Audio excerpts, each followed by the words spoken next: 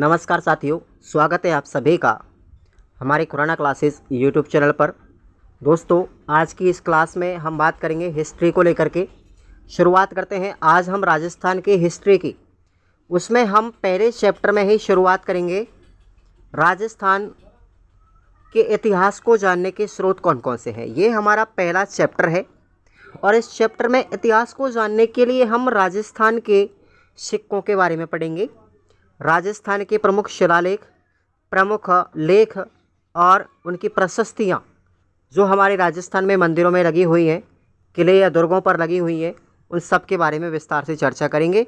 तो क्यों ना आप लोग बिना देर किए हुए इसको एक बार शेयर कर दें और ख़ुद भी एक बार लाइक ठोक दें, ताकि मुझे भी थोड़ा मोटिवेशन मिल सके। और चलिए शुरुआत करते हैं बिना देर किए हुए। कॉन्सेप्ट के साथ में एक एक स्टेप बाय स्टेप हर चीज़ को पढ़ेंगे, कुछ भी छोड़ेंगे नहीं। परीक्षा में एकदम धमाका आएगा। देखो, आप कितना भी बुक पढ़ लें, याद नहीं होता है बुक से बहुत से बच्चों को, तो नोट्स बनाने पड़ते हैं। और मैं आपको बने बने नोट्स तैयार करके दे रहा हूँ। आप इन नोट्स को आप लोग परचेज़ कर सकते हो। इसका PDF आपको मिल जाएगा 50 रुपये पर सब्जेक्ट में। लेकिन लेने से पहले आप लोग डेमो देख लें एक बार। ये जो क्लास है ये डेमो के रूप में ही है, देखिएगा। शुरुआत करते हैं हम इतिहास की। देखेंगे भाई, इतिहास को जानने के लिए हम बहुत सारी चीज़ों के बारे में पढ़ते हैं। जैसे हम पुरातत्वों को पढ़ते हैं, है ना, जिसमें पुरातत्व में हम पढ़ेंगे अभिलेख, सिक्के, स्मारक और चित्रकला। ये इतिहास को ही बताती हैं। साहित्य की बात करते हैं तो दो प्रकार से डिवाइड किया गया है। एक तो होता है देशी साहित्य। इस देशी साहित्य में हम पढ़ते हैं धार्मिक और गैर धार्मिक। धार्मिक में आते हैं तो ब्राह्मण साहित्य है, बौद्ध साहित्य है, जैन साहित्य है। विदेशी साहित्य में हम पढ़ते हैं यूनानी, चीनी और अरबी। तो आपको मोटा मोटा मैं आपको बता दूं, हम पढ़ेंगे केवल इस चैप्टर में अभिलेखों के बारे में, सिक्के के बारे में, स्मारकों के बारे में और चित्रकला के बारे में। ध्यान रखेंगे आप लोग। शुरुआत करते हैं हम अपनी, देखिएगा। इससे पहले छोटा सा हम बात कर लेते हैं, ये 4-5 लाइनें हैं, वो बहुत इंपॉर्टेंट है। भारतीय पुरातत्व सर्वेक्षण विभाग की स्थापना कब की गई थी? और ये कई बार पूछा गया है, नोट कर लें आप लोग। 1861 ईस्वी में कनिंघम के द्वारा। नोट करो सभी विद्यार्थी, भारतीय पुरातत्व सर्वेक्षण विभाग की स्थापना 1861 में कनिंघम के द्वारा की गई थी। राजस्थान में पुरातत्व सर्वेक्षण कार्य की शुरुआत कब से की गई थी? तो 1871 में। कब की गई थी? 1871 में CL कलाइल के द्वारा। ध्यान रखेंगे, CL कलाइल के द्वारा 1871 में पुरातत्व सर्वेक्षण विभाग ने कार्य करना शुरू किया था। अब देखेंगे भाई, अभिलेख जो हम पढ़ेंगे, उन अभिलेखों का अध्ययन क्या कहलाता है? अभिलेखों की स्टडी करना क्या कहलाता है? एपिग्राफी कहलाता है। क्या कहलाएगा? एपिग्राफी। अभिलेखों का अध्ययन एपिग्राफी कहलाता है। अगर पूछा जाए कि सिक्कों का अध्ययन क्या कहलाता है, तो सिक्कों का अध्ययन कहलाता है न्यूमैस्मेटिक्स। क्या कहलाता है? न्यूमैस्मेटिक्स को हम क्या कहेंगे? सिक्कों का अध्ययन कहेंगे। और राजस्थान का सबसे प्राचीनतम अभिलेख कौन सा है? बडली का शिलालेख है। कौन सा है? बडली का शिलालेख, भिनाय अजमेर में। इम्पोर्टेंट है, कई बार पूछा गया है एग्ज़ाम के अंदर। तो ये पांचों ही पॉइंट आपको याद रखने पड़ेंगे। ओके, आगे देखेंगे। अब हम करते हैं शुरुआत प्रमुख शिलालेखों की। पहले नंबर पर हमने पढ़ा था भाई, सबसे प्राचीनतम है बडली का शिलालेख। बडली का शिलालेख कहाँ पर है? भिनाय अजमेर। याद रखेंगे, जगह भी आपको याद रखनी है। भिनाय तहसील है, अजमेर ज़िला है। यह राज्य का सबसे प्राचीनतम अभिलेख है। और इसकी लिपि पूछी जाए तो ब्राह्मी लिपि में लिखा हुआ है। और इस शिलालेख में जैन धर्म की जानकारी मिलती है।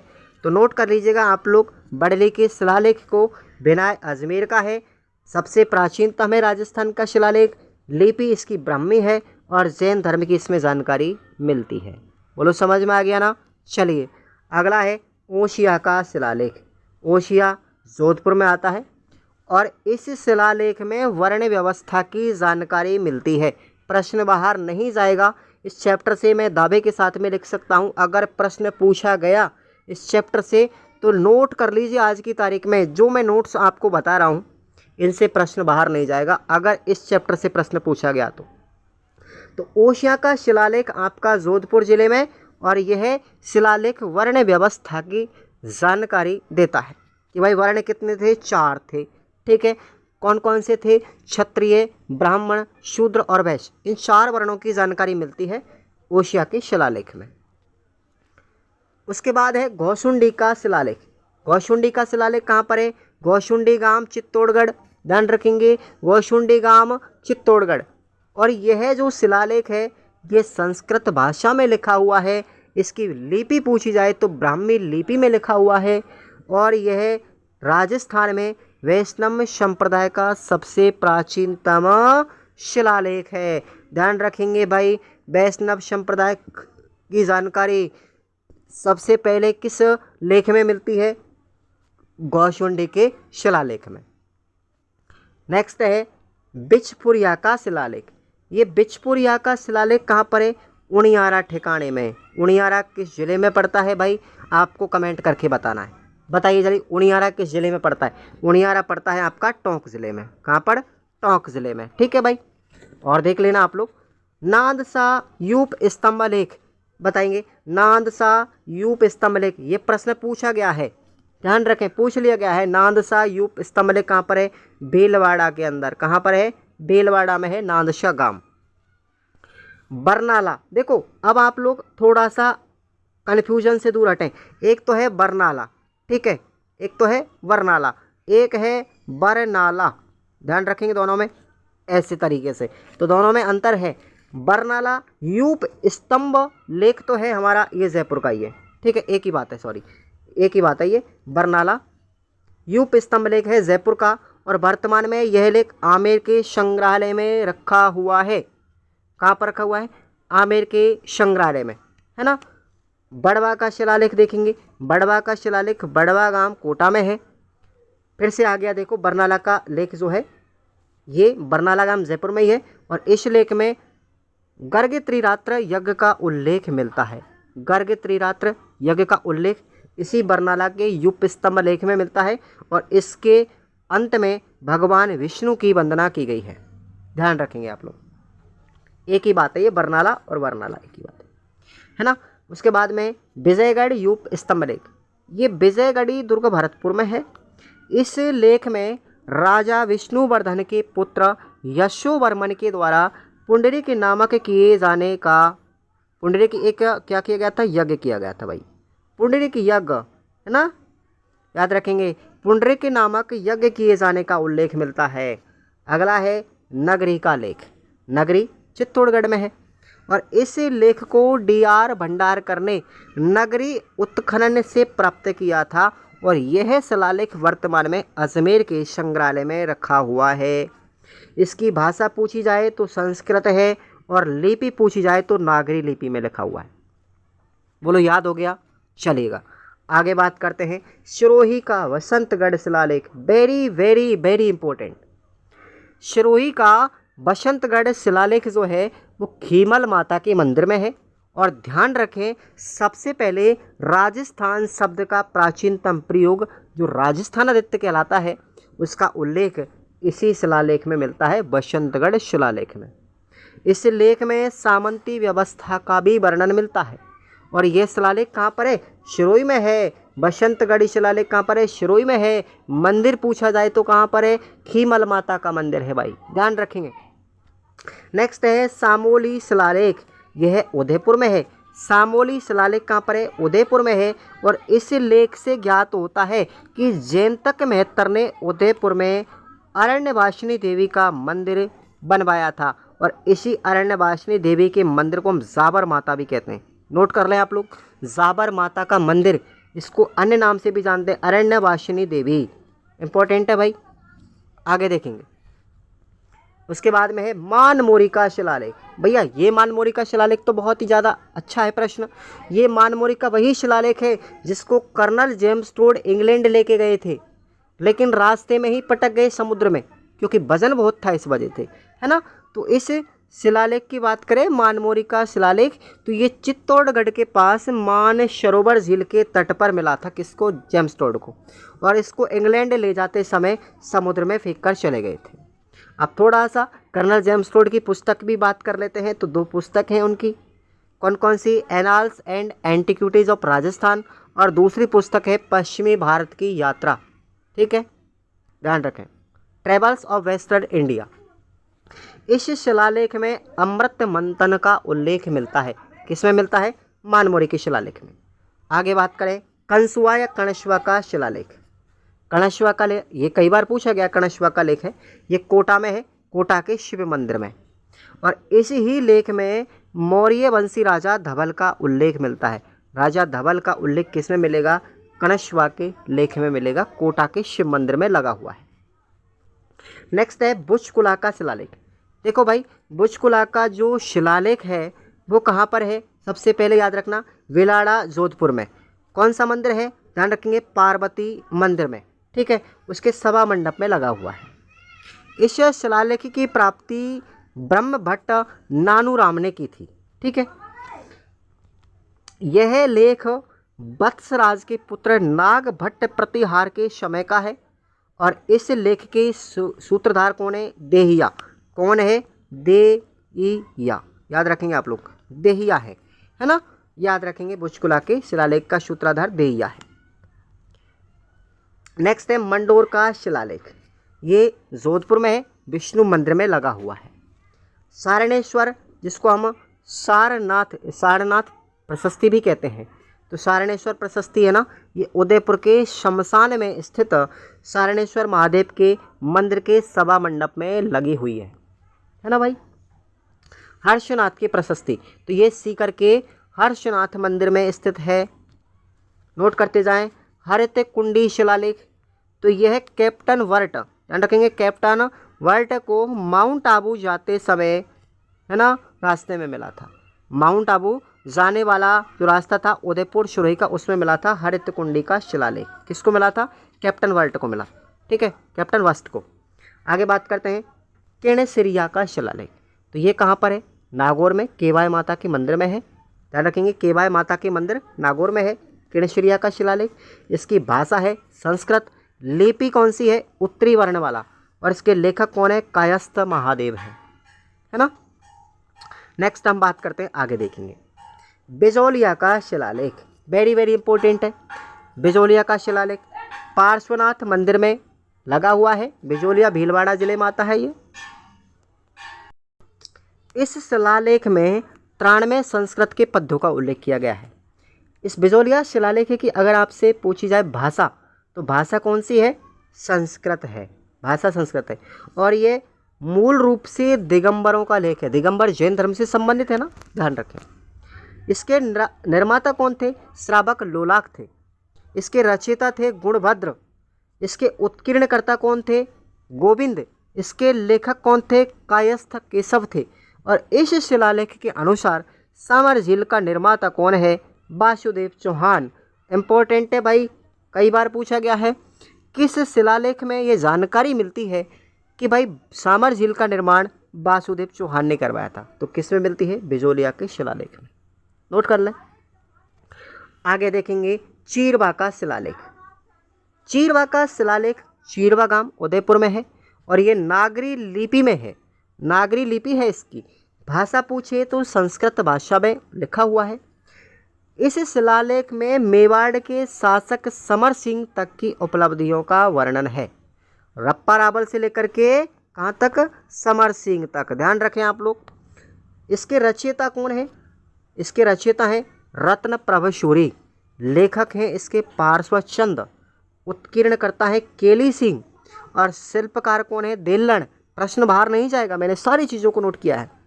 मेवाड़ के शासक जैत्र सिंह ने भूताला के युद्ध में दिल्ली के शासक इल्तुतमिश को हराया था। इस चीज़ की जानकारी किस में मिलती है? चीरवा के शिलालेख में। अब मुझे एक बार बताएंगे भूताला का युद्ध कब लड़ा गया था? भाई बताएंगे जल्दी से, भूताला का युद्ध कब लड़ा गया था?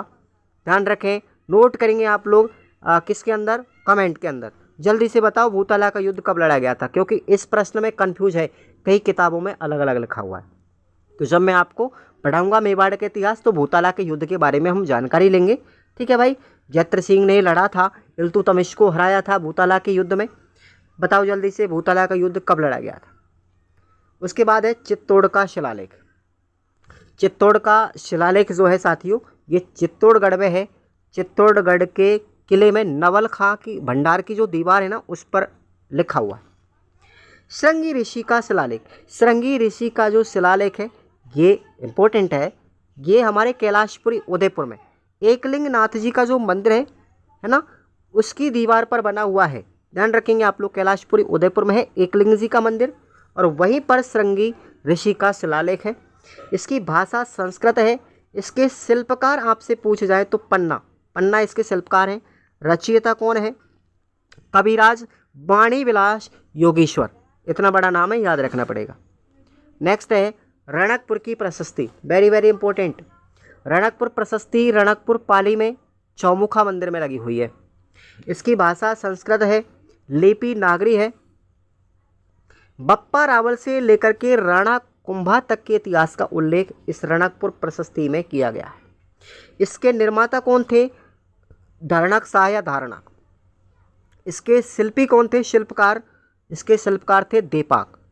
और यह प्रशस्ति, अब प्रश्न इंपॉर्टेंट है ये वाला, ऐसी कौन सी प्रशस्ति है जो बप्पा रावल और काल भोज को अलग अलग बताती है? तो कौन सी है? रणकपुर प्रशस्ति। इसी प्रशस्ति के अनुसार बताया जाता है कि काल भोज और बप्पा रावल दोनों अलग अलग थे, एक नहीं थे। ध्यान रखेंगे आप लोग। तो इम्पोर्टेंट क्वेश्चन है, नोट कर लीजिए आप लोग इसको, है ना। आगे बात करते हैं।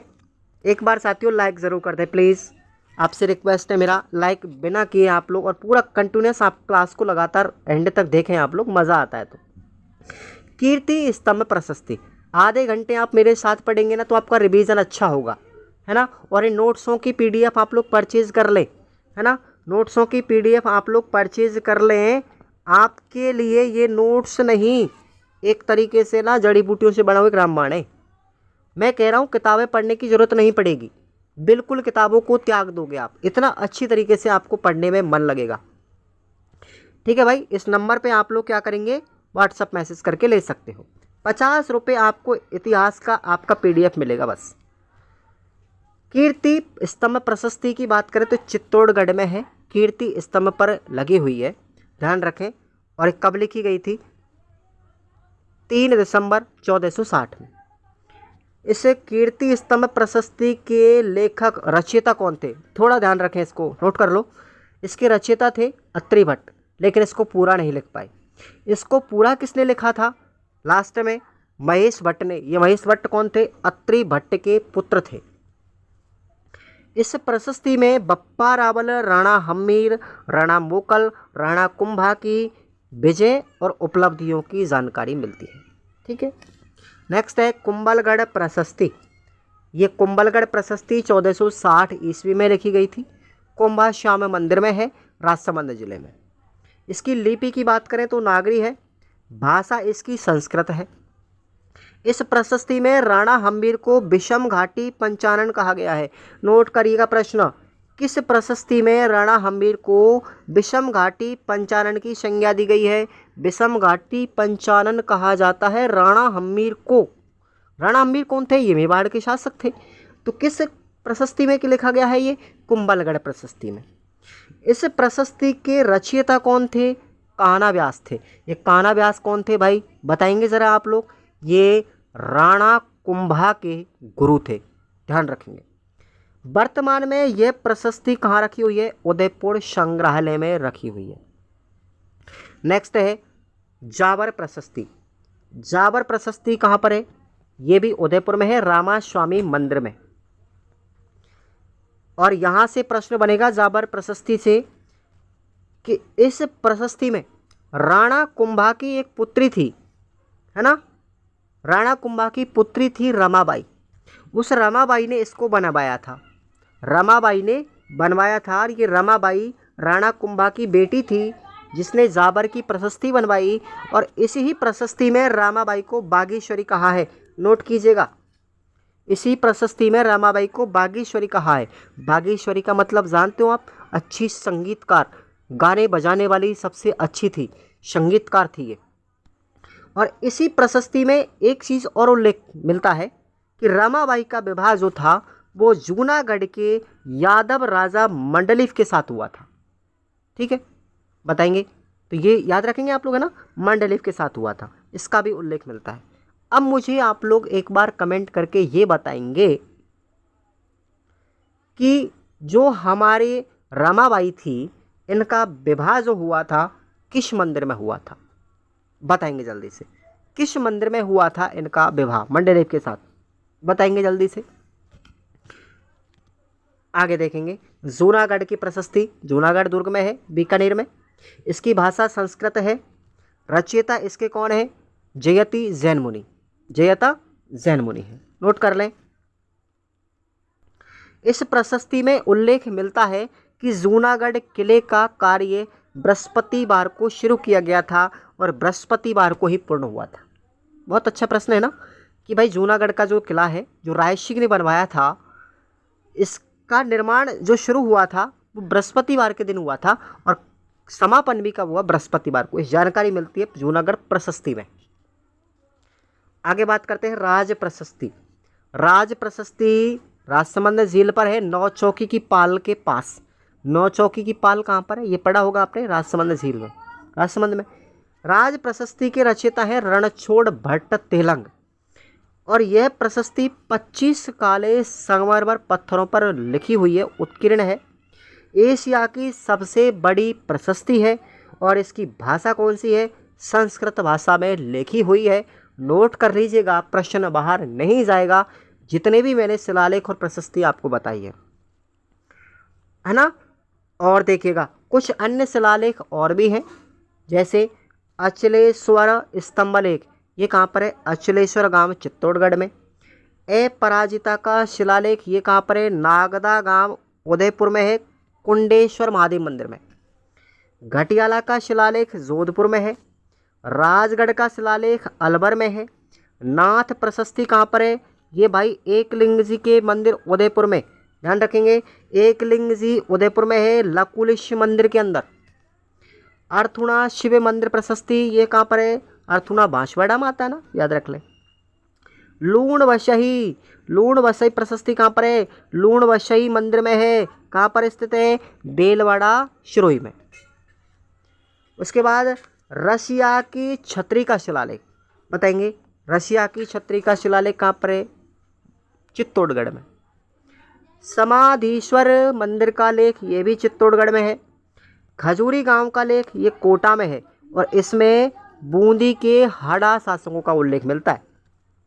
आमेर का शिलालेख, ये जयपुर में है। इसमें कछवा वंश को रघुकुल तिलक कहा गया है, नोट कीजिएगा। कछवा जो वंश है इसको रघुकुल तिलक कहा गया है, किस शिलालेख में? आमेर के शिलालेख में। जगन्नाथ प्रशस्ति, ये जगदीश मंदिर उदयपुर में है। इसमें हल्दी घाटी युद्ध का वर्णन मिलता है भाई, किसमें? जगन्नाथ प्रशस्ति में। और इस जगदीश मंदिर को सपनों का मंदिर भी कहा जाता है ना, ड्रीम्स टेम्पल। उसके बाद में जनासागर की प्रशस्ति उदयपुर में है। बैद्यनाथ मंदिर की प्रशस्ति, ये कहाँ पर है? सीसाराम गांव उदयपुर में। बेणेश्वर का लेख कहाँ पर है? शिव मंदिर डूंगरपुर में। याद रखेंगे, इस शिव मंदिर के बारे में एक फैक्ट है, ये 5 जगह से खंडित शिवलिंग है, जो 5 जगह से फूटा हुआ है, टूटा हुआ है। ये कौन सा? बेणेश्वर मेला यहाँ पर लगता है ना, कुंभ, आदिवासियों का कुंभ, तो ये बेणेश्वर का लेख है। गंगाधार का शिलालेख, ये प्रश्न पूछा जा चुका है, गंगाधार का शिलालेख कहाँ पर है? ये झालावाड़ में है। भ्रमर माता का लेख, ये कहाँ पर है? छोटी सादड़ी प्रतापगढ़ में। गोठ मांगलोद का शिलालेख, ये कहाँ पर है? गोठ मांगलोद दधी माता मंदिर नागौर में। शाम्भोली, शाम्भोली का शिलालेख कहाँ पर है? शाम्भोली गांव उदयपुर में। शंकर घट्टा का शिलालेख, ये गंभीर नदी के तट पर चित्तौड़गढ़ में स्थित है। और चाकसू का शिलालेख कहाँ पर है? जयपुर में है ना भाई। आगे देखेंगे, और पानाहेड़ा का शिलालेख, ये मंडलेश्वर महादेव मंदिर बांसवाड़ा में है। लाहन बाबड़ी प्रशस्ति वसंतगढ़ सिरोही में स्थित है। इंगनोड़ा का शिलालेख गौड़ेश्वर महादेव मंदिर में है। बौरेश्वर का शिलालेख, ये डूंगरपुर में। बटपद्रक का शिलालेख डूंगरपुर में। घाघसा का शिलालेख चित्तौड़गढ़ में। और होरडा जोगियान का लेख कहाँ पर है? रतनगढ़ चूरू में।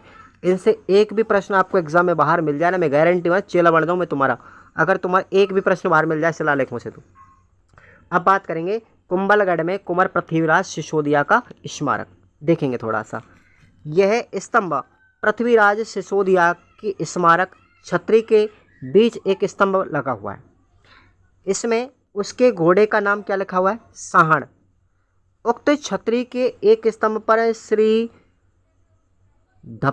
श्री धनाशपन्ना नाम भी अंकित किया गया है। इंपॉर्टेंट है ये, जो छतरी को बनाने वाला सूत्रधार हो सकता है। कुंवर पृथ्वीराज मेवाड़ महाराणा रायमल के पुत्र थे, यानी राणा सांगा के भाई। और पृथ्वीराज सिसोदिया जो थे, इन्होंने महाराणा सांगा की एक आंख को फोड़ दिया था और तब से ही पृथ्वीराज सिसोदिया को उड़ना राजकुमार कहा जाता है। ठीक है, अब देखेंगे थोड़ा सा और पुरालेख क्या होता है।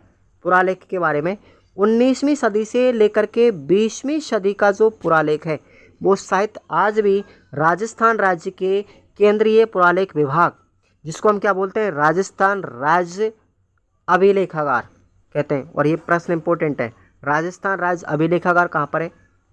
बीकानेर।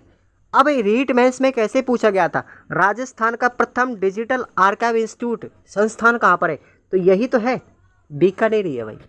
राजस्थान का प्रथम डिजिटल आर्काइव सेंटर या इंस्टीट्यूट या संस्थान पूछा जाए तो इसी का नाम है इंग्लिश में, कौन सा है? बीकानेर है भाई। ये रीट में पूछा गया था मुख्य परीक्षा 2023 में, राजस्थान का प्रथम डिजिटल आर्काइव इंस्टीट्यूट। तो ये बीकानेर याद रखना, राजस्थान स्टेट आर्काइव ये प्रथम डिजिटल इंस्टीट्यूट एक ही बात है। इसकी स्थापना कब की गई थी बताएंगे। इस अभिलेखागार की स्थापना 1955 में की गई थी। कहाँ पर? जयपुर में। अब जयपुर में की गई थी 1955 में, लेकिन इसको 1960 में बीकानेर ट्रांसफ़र कर दिया गया था। ये जानने वाली बात है। अगर आपसे पूछा जाए कि इसकी स्थापना कब की गई थी तो 1955 में।